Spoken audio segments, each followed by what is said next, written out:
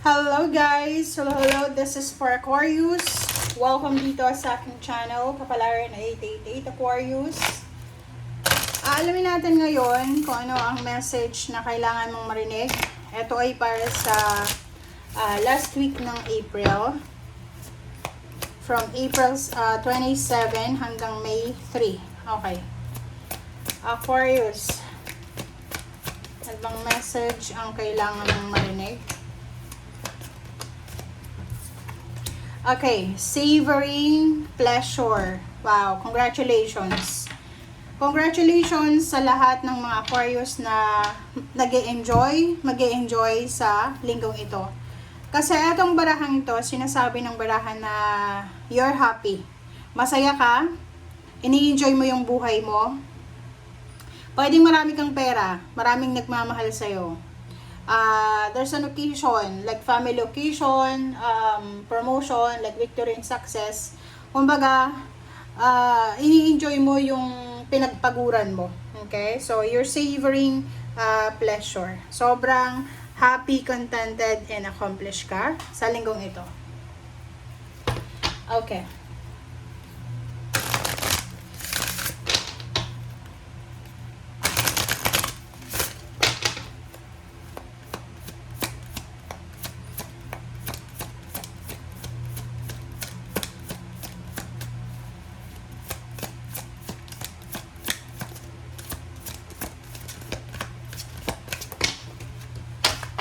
Okay, it's 3 cards, 4 cards, pero yung tatlo, reverse. Okay, ano yung reversal mo? Reversal mo dito, sinasabi na posibleng mawala yung anxiety mo. Pwedeng meron kang pinagdadaanan na anxiety for several months, 9 months, 9 years, or 18 months, 18 weeks, 18 days ago. Sinasabi ng barasyo dito na medyo kakalma ka, okay? Medyo kalmado ka ngayon. So, medyo, like, for example, for few weeks, nag-aalala ka siguro, nagpapanik ka para sa mga mangyayari sa susunod. But now, nakikita ko siya dito, na stable, secured, ang emotion mo, ang plano mo, kumbaga, pero sa love life, hindi ka masyadong excited. Kumbaga, kung may asawa ka, focus ka lang sa trabaho mo siguro. Kasi kung makikita mo dito, yung mga pinaplano nyo siguro, medyo hindi pa sigurado sa ngayon. Ang Aquarius na to is like for example, gusto mo magpatayo ng bahay, mag-launch ng business, mag-travel, pumili ng sasakyan, lumipat ng career, mag-resign. So, hindi mo pa siya magagawa sa linggong ito. And 6 chakra, Archangel Metatron. So, if you are looking for a love life, sinasabi ng bara sa'yo na hindi ka makakahanap ng love life ngayon. Okay? Kung halimbawa naghahanap ka, like sa online or sa personal, sorry but walang love life na available sa'yo sa ngayon.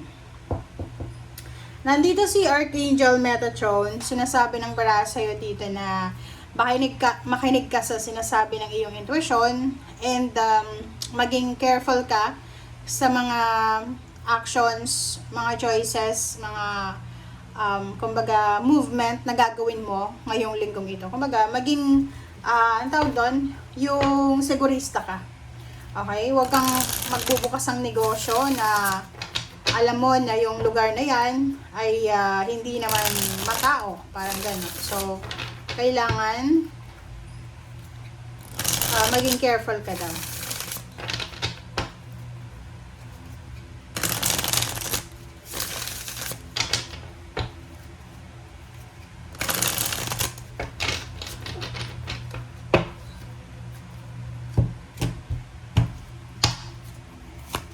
Okay, next card is 6 of Wands. So, this is victory and success and 8 of Cups. So yun, sinasabi ng bara sa'yo dito na wala ka talagang oras ngayong linggong ito sa mga walang kwentang bagay. Lalo na sa mga away pamilya, away relationship, or whatever man. Kasi nakafocus ka dito sa tagumpay mo. So maybe you are savoring the success Hindi ko alam kung ano yung tagumpay na pinagdadaanan mo sa ngayon or nilalasak mo sa ngayon rather. And nakikita mo naman na yung 6 of Wands at 8 of Cups dyan is parang sinasabi na wala kang panahon para sa like yung mga kamag-anak mo, panay away, may gulo. Or may mga issues ka sa kapitbahay mo, sa kung sino man, sa artista, sa politiko, wala kang pakialam. Kasi yung pinaka-focus mo ngayon is yung tagumpay mo. Kailangan lasapin mo yung tagumpay mo. Nakikita ko sa'yo dito na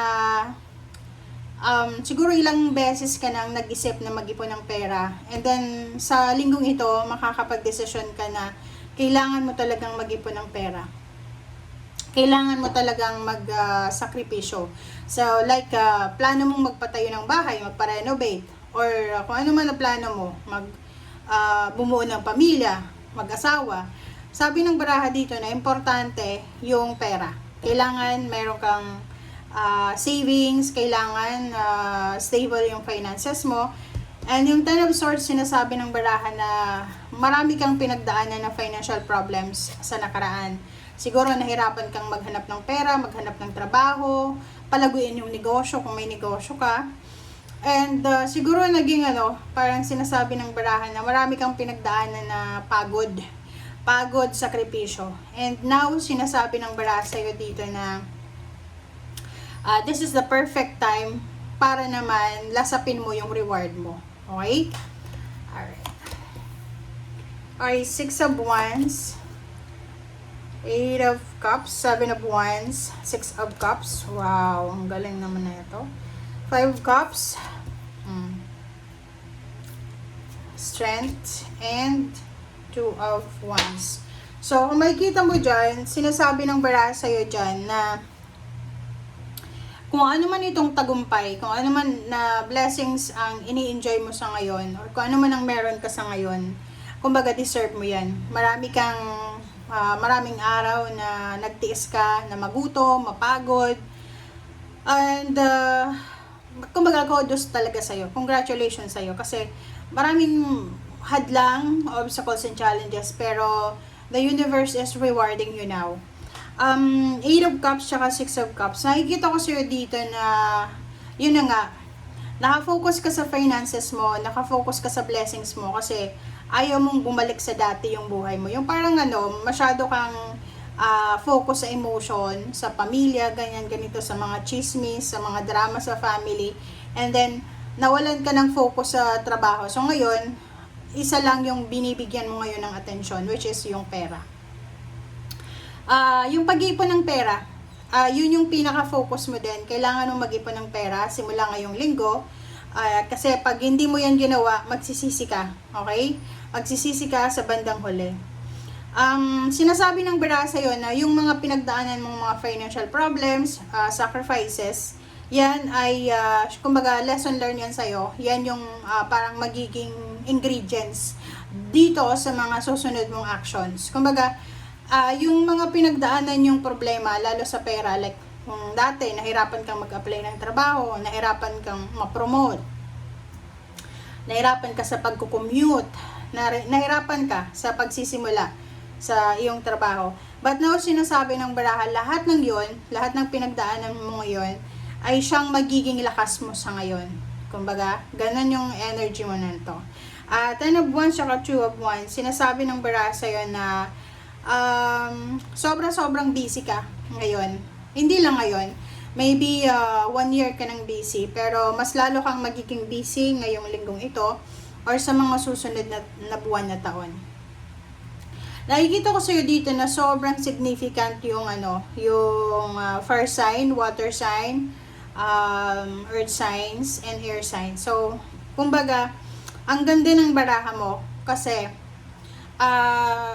yung past mo, kabaliktaran yung nangyayari sa ngayon. Kasi yung past mo, parang wala kang options. Kung ano lang yung andyan, isa-settle mo na. Kasi yun lang yung kaya mo. But now, parang the universe is giving you several options. The universe is giving you parang protection. Parang ganun. So, wag kang masyadong magpanic, mag-alala kasi you are protected. You are protected sa kung ano man na ginagawa mo sa ngayon.